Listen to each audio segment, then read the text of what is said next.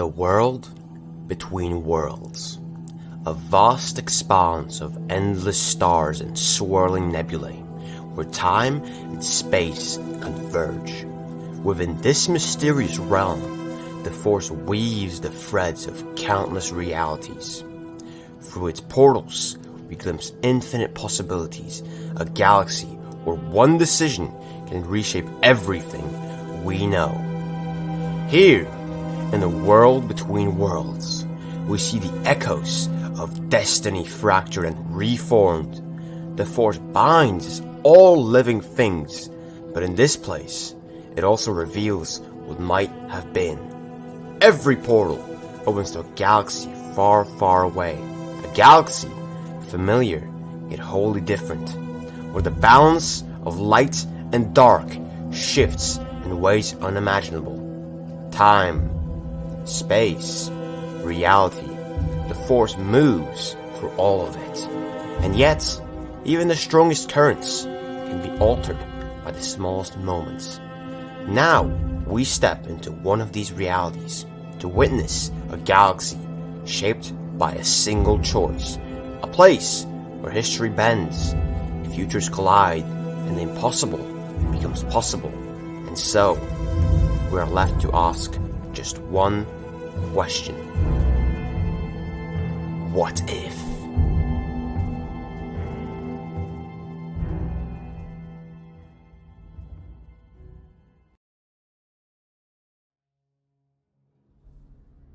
Hello there, and welcome to What If Obi-Wan Kenobi wasn't captured on Geonosis in Attack of the Clones.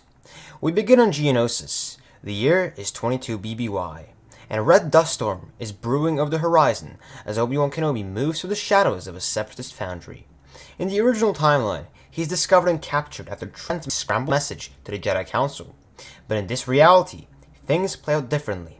Obi-Wan remains cautious. His long-range communicator is damaged. Yes, but he doesn't rely on it to broadcast. Instead, he records all the information he can onto a physical device and makes his escape without alerting the Geonosians. Dooku never learns he's been watched, Jango Fett never intercepts him, and the Death Star plans, which Obi-Wan doesn't see anyway, remain hidden for now. But what matters is this: Obi-Wan gets off-world. His Jedi Starfighter launches into orbit, just outside the Separatist sensor grid, and within hours, he's back en route to the Jedi Temple on Coruscant. He arrives without a scratch, presenting his full report to the Jedi High Council. Mace Windu, Yoda, Ki-Adi-Mundi, and the rest sit in stunned silence as they hear the full scope of what Obi-Wan witnessed. Count Dooku is leading a massive coalition of systems, each of them ready to leave the Republic and wage war. The Trade Federation, the Techno Union, the Banking Clan, all have pledged support. The Jedi realize immediately what's happening. This isn't political maneuvering. This is war.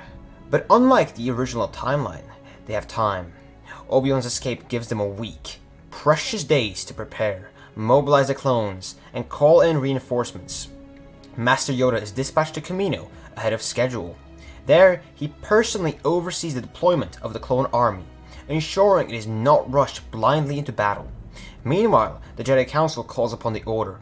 Over 200 Jedi are assigned to lead clone legions, not just masters and knights, but battle-ready generals who are trained, calm, and focused. As the Republic prepares, Padme Amidala and Anakin Skywalker still journey on Naboo, and eventually to Tatooine. Anakin still loses his mother. He still feels the pain, but Obi-Wan's return delays the rush to Geonosis. There's time to regroup, time to mourn, time to reflect.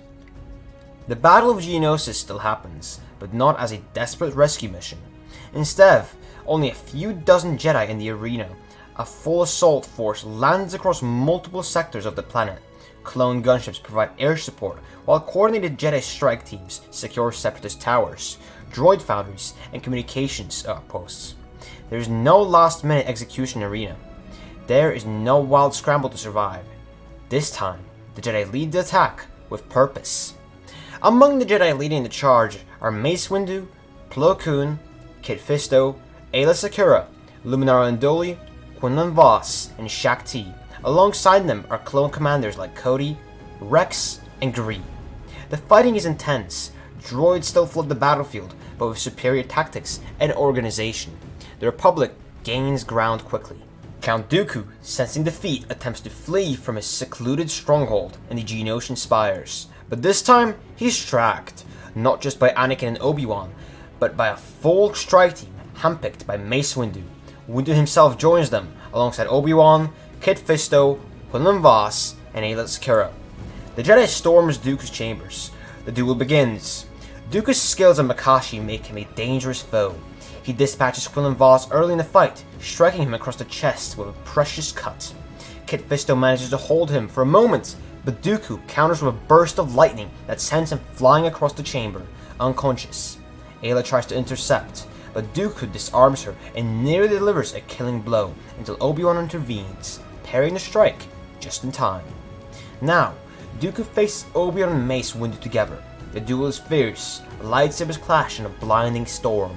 Obi-Wan's calm Cerise defense counters Dooku's elegance, while Mace's Vapad style matches the Sith Lord's fury.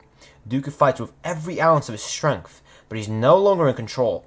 Surrounded, injured, and exhausted, he's eventually disarmed and stunned. The Jedi take him prisoner. That single moment changes everything. Back on Coruscant, Dooku is held in a secure Jedi facility. At first, he refuses to speak, but slowly he begins to break. Not from torture. Jedi do not stoop in such methods, but from isolation, time, and his own pride. Eventually, he speaks a single, dangerous truth. He was not the mastermind. There is a Sith Lord above him. One who has been hiding in plain sight, manipulating the war from within the Senate himself. The Jedi are shaken. They begin a quiet investigation, keeping their suspicions from the public and even the Senate. Surveillance increases. Master Yoda begins searching the Force for answers. Mace summons a Shadow Council of Jedi, tasked with hunting down the Sith Lord. Slowly, they begin to narrow the possibilities. Palpatine becomes aware that his control is slipping. Dooku's capture has disrupted everything. The war continues, with General Grievous leading separatist forces across the Outer Rim, but he too is constantly hounded by Jedi and clones, who now fight with sharper coordination and better intelligence. The clone commanders have developed trust with their Jedi generals.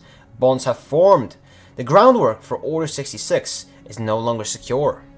Anakin Skywalker, meanwhile, is growing stronger, but also more stable.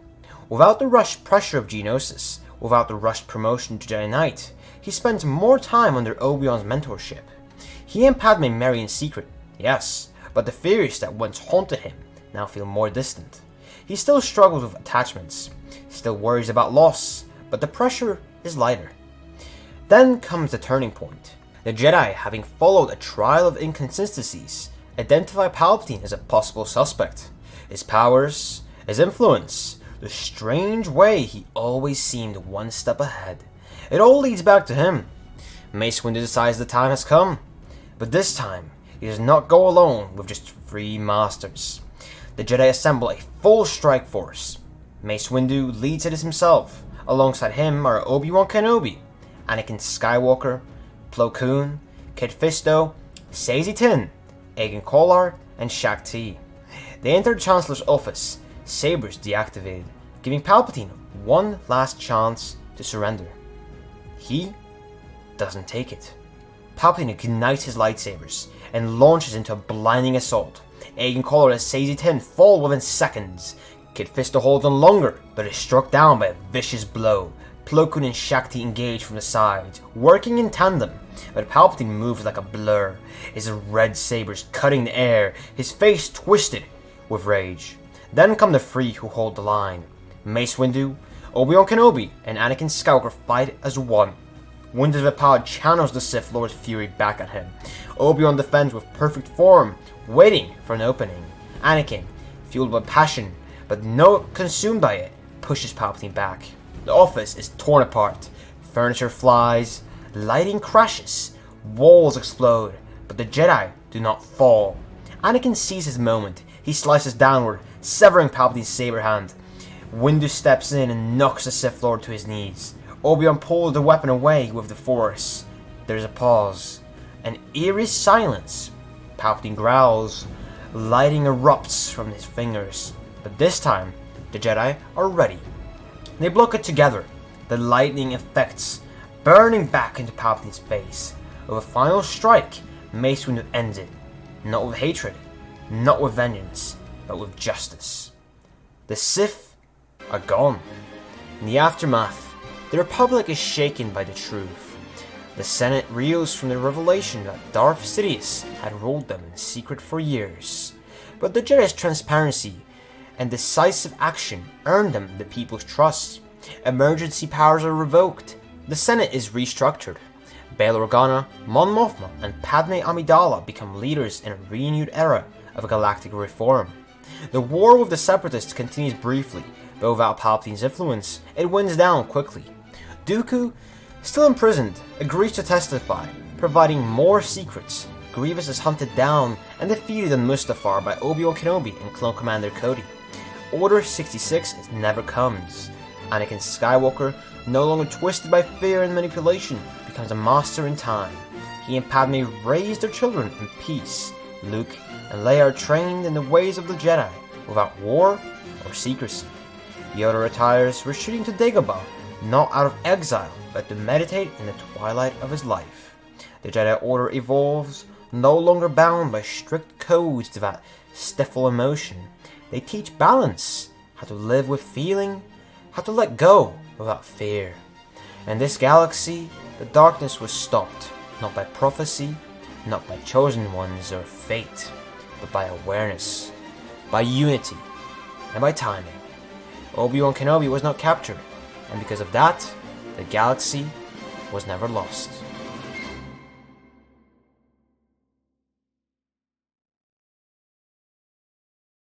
And that is it for What If Obi-Wan Wasn't Captured in Geonosis in Attack of the Clones. So this is a little different, this What If. Of course, I think that it's, high quality like my other What Ifs in terms of the story writing. At least, I think it's a good story. I hope you guys agree. But I made this story shorter. I made it one part, not, one, not like a two-part story or even three-part. I have also made a one-part story, but that was like an hour-long video, This is like a short story. It's like, 12 minutes of a story, maybe 11. It's like 12 minutes of story, or 11, or maybe even 10, So this is a shorter story, but it's packed, with, I think, just as much information.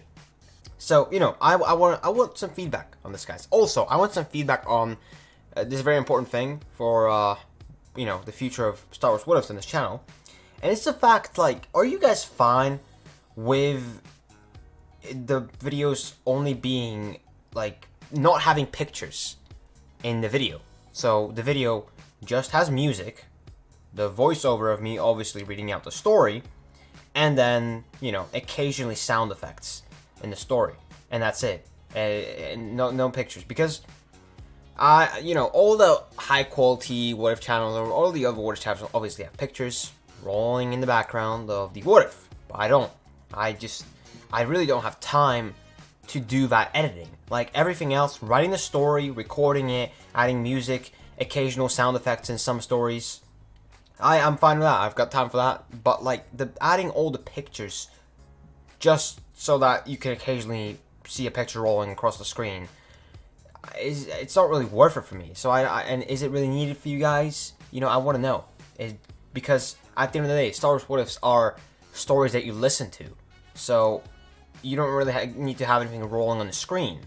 So I just want your guys' opinion on that. I would really appreciate it. Drop a comment down below.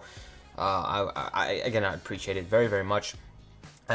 Next story will be out on Sunday.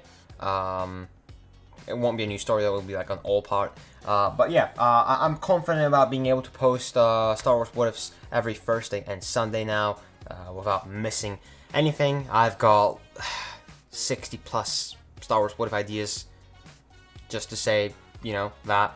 Also, some big projects ideas. But I will be making a video tomorrow about the future of the channel. So, yeah. Anyway, if you guys enjoyed the video, subscribe, like it, and turn notifications on to be notified next time I post the Star Wars What If. Yeah, and join our Patreon if you want to support the channel and get exclusive perks. Link in the description, and consider joining our Discord server. The link is also in the description down below. Thank you very much for watching.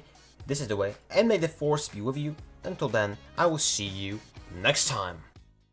Hey, you didn't watch it? Well, check out the video on the left side of the screen, which is specifically recommended for you, or check out the playlist on the right of the screen, which contains similar videos to this one, made by me, of course. Hey, remember, subscribe.